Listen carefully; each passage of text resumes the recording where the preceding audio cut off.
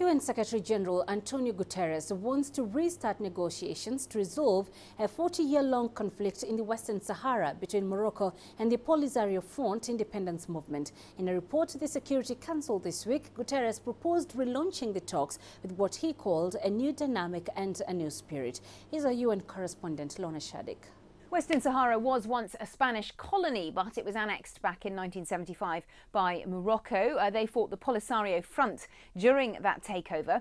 Now, the UN did broker a ceasefire back in 1991, and they set up a peacekeeping mission there, MINURSO, to monitor the situation. And they were given the task of helping to prepare a referendum on what should happen to the territory, but that has never actually taken place. And all the UN's efforts to try and find a sort of permanent settlement have repeatedly failed.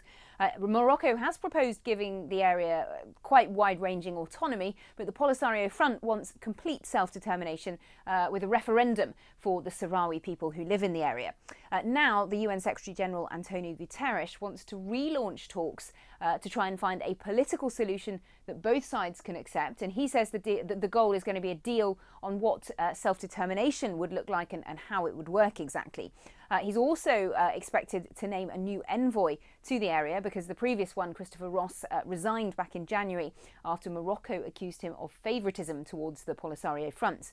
Mr. Guterres says he wants these new talks to happen in consultation not only with both parties but also neighbouring countries, Algeria and Mauritania. But Algeria says it isn't directly involved, although it would still support a UN process. The Polisario Front, though, says only it and Morocco should be at the negotiating table.